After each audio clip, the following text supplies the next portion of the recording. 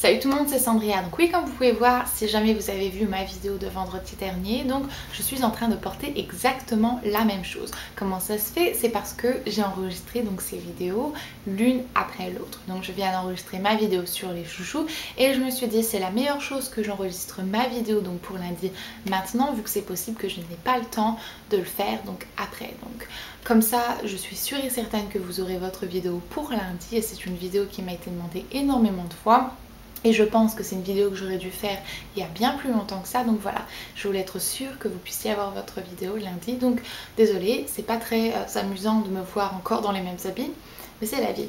Donc aujourd'hui on va parler d'un problème que beaucoup de personnes ressentent, c'est les cheveux gras. Donc je vais vous expliquer comment ça se fait qu'on a les cheveux gras, qui peut avoir les cheveux gras, comment est-ce qu'on fait pour combattre ça, comment est-ce qu'on fait pour diminuer ce problème et donc toutes les petites choses que vous devez savoir sur ce problème. Donc premièrement, qui peut avoir les cheveux gras? Eh bien en réalité ça n'a aucune importance de qui vous êtes, d'où vous venez, de quel âge vous avez et de quel sexe vous êtes, ça n'a aucune importance, c'est uniquement une question de sécrétion des glandes sébacées. Donc comment est-ce que ça fonctionne? C'est très simple. Vous avez votre peau et sous votre peau, donc, vous avez ce qui s'appelle les glandes sébacées. Ces glandes-là produisent du sébum. Le sébum est fait pour quoi? Il est là pour en fait lubrifier votre peau, pour pouvoir l'aider à garder son élasticité et aussi la protéger donc des choses comme le soleil, comme la chaleur, donc toutes ces petites choses-là. Vous avez exactement la même chose donc à votre cuir chevelu. C'est toujours de la peau, vous avez donc toujours les glandes sébacées qui sont sous votre peau et qui produisent du sébum. Qu'est-ce qui arrive qui peut faire en sorte que vous ayez les cheveux gras? La plupart du temps, si jamais vous avez la peau grasse, vous avez les cheveux gras. Ces deux choses viennent main dans la main vu que c'est une question de sécrétion des glandes sébacées. Donc, est-ce que c'est possible d'avoir la peau sèche du visage et des cheveux gras? Bien sûr, c'est possible.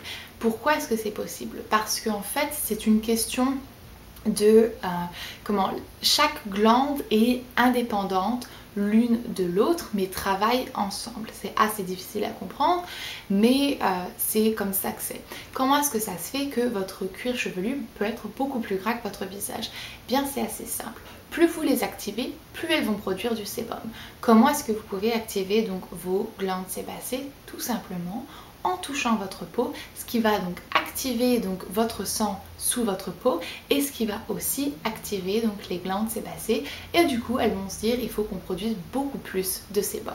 Qu'est-ce que vous pouvez faire d'autre pour activer la production de sébum? Eh bien assez simplement, c'est dessécher complètement vos glandes sébacées.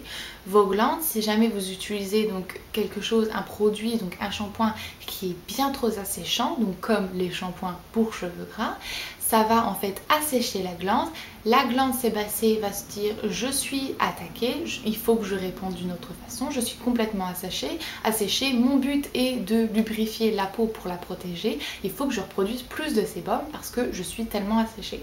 Donc du coup c'est un cercle vicieux parce que vous asséchez mais elles reproduisent beaucoup plus de sébum et vous asséchez et elles reproduisent beaucoup plus de sébum. C'est pour ça que c'est très mauvais donc de laver ses cheveux avec un shampoing pour les cheveux gras parce que c'est quelque chose qui peut assécher vos glandes et faire un effet complètement inverse. Maintenant je ne suis pas complètement en train de dire que les shampoings pour cheveux gras ne fonctionnent pas du tout.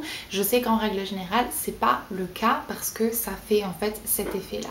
Qu'est-ce que vous pouvez faire en fait pour vraiment sortir de ce cercle vicieux? Eh bien laissez votre cuir chevelu tranquille, laissez votre peau, laissez vos cheveux, laissez vos glandes tranquilles. Comment est-ce que vous pouvez faire ça? Ne lavez pas vos cheveux aussi souvent.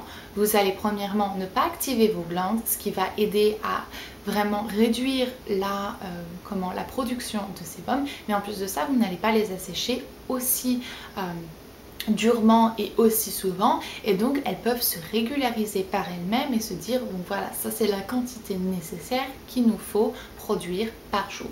Une chose qu'il faut comprendre aussi c'est que ça prend très longtemps pour que les glandes sébacées en fait comprennent combien de sébum par jour il leur faut produire. Je crois, j'avais entendu ça, j'en suis pas complètement sûre, mais je crois que c'est 21 jours. Donc pendant 21 jours, vos glandes vont essayer de trouver vraiment la bonne routine pour elles de production de sébum.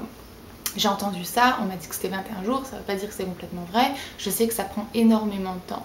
Qu'est-ce que vous devez faire en attendant pour ne pas avoir les cheveux qui paraissent gras et sales? bien c'est assez simple, vous pouvez utiliser un shampoing sec. Je ne vais pas rentrer dans les détails parce que j'ai une vidéo complète sur ce sujet, donc je vous conseille tout simplement d'aller voir dans la partie plus d'informations qui se situe sous la vidéo et vous aurez le lien donc pour avoir une revue complète et aussi donc une application de shampoing sec.